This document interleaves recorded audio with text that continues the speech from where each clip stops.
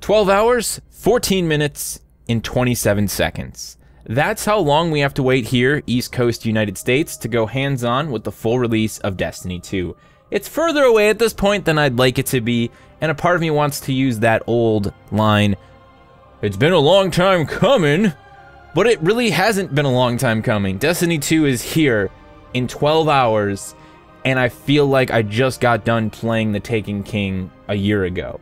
It really has come up so quickly, and I don't know if it's just because life is busier and because I'm getting older, and science has proven that the passage of time is perceived as being much quicker as you get older, but hot damn, I mean, Destiny 2 is here already, and it looks incredible, and I cannot wait to experience everything that Bungie has been working on for the last few years. I'm really excited to continue this journey with them. Destiny 1 was a game that I fell in love with, for better or for worse. It was a game that was never perfect. It was a game that changed so much from start to finish. And I think at the same time, it was a game that allowed Bungie to learn so much about themselves and the game that they wanted to create with Destiny. And that means that Destiny, for a lot of people, regardless of where you are coming from, is quite special. You're a developer, you're a sound designer, you're a visual artist, you're a project lead, you're a gamer, a streamer, you're someone who just shares Destiny with their friends, you're someone who plays Destiny completely alone. We all have our different perspectives, our different connections, our different stories, and our different reasons for loving the experience that Bungie crafted with Destiny over the last several years. For me, as a creator, as someone who covered the game on YouTube, who made a massive amount of content for it at one point, I have a very interesting connection. The original Destiny did a lot for me as a YouTuber, as a video producer, if you will.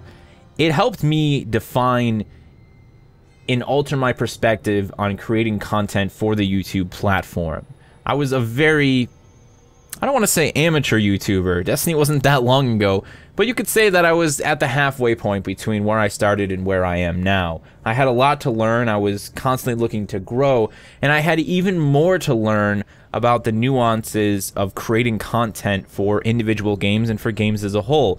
Destiny provided me with a lot of experiences and opportunities that allowed me to break through a lot of those personal barriers to come to a point where I could be the person I am now on YouTube. I think one of the biggest things about really loving a game that you create content for is that you almost never have a shortage of ideas for what you want to do next. In fact, you're usually overwhelmed. I had notepads, both physical and digital, pouring with constant concepts and video ideas for Destiny when I was covering the game during the Taken King phase. Some of them never saw the light of day. Some of them I made one video for the sake of experimentation. The thing was, Destiny was the first game that I ever felt so immensely involved in, that I ever felt gave me a platform to create a near endless source of content that I was never afraid to experiment and to just make things on a whim, whether they be short 50-second random dubstep fueled montages. You're the runner, Guardian. Run! You outplayed them. You're the runner, Guardian.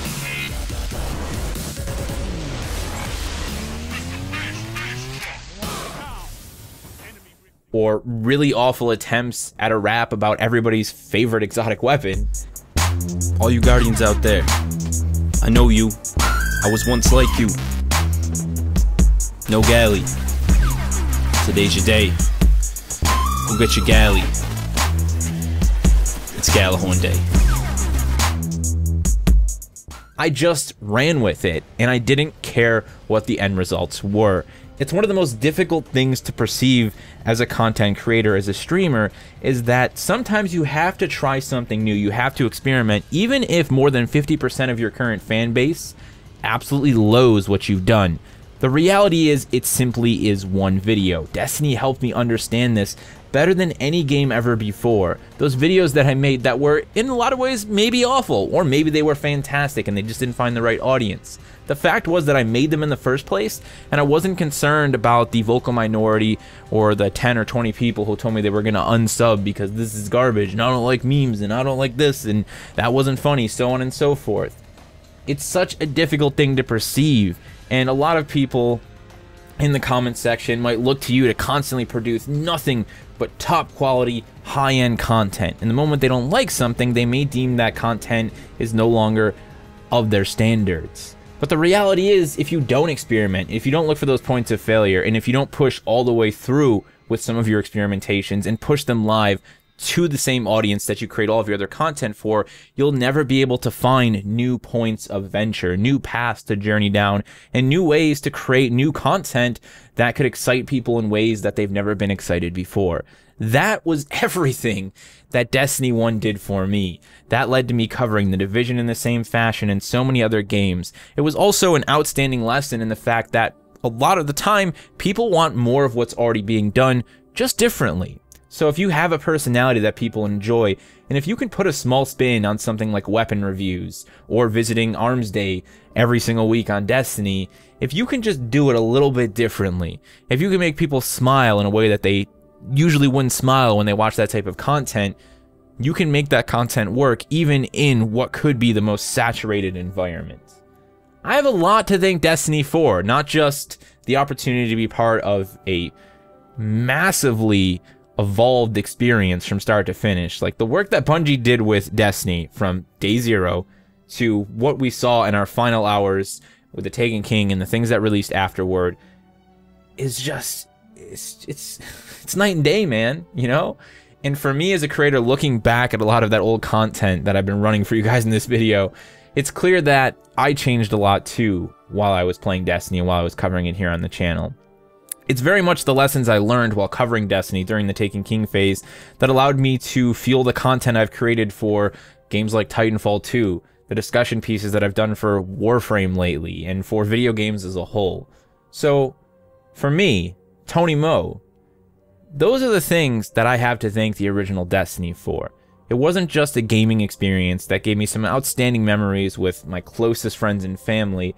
It was a gaming experience that allowed me to reshape and alter the way that I created content as a creator here on the YouTube platform. And for that, I thank Destiny and I thank Bungie very much. And I cannot wait to see where Destiny 2 is going to take us next. I hope you guys will join me for that ride.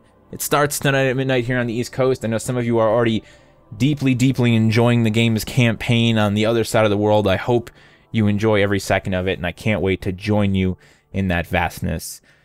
Be sure to let me know what your plans are for Destiny 2 tonight, and if you guys have a story of your own as to how Destiny potentially influenced you, maybe just as someone who likes to talk about games, as a journalist, as a creator, as a streamer, maybe the game influenced you in a completely different way that has nothing to do with any of those things. Feel free to share those stories down in the comment section below.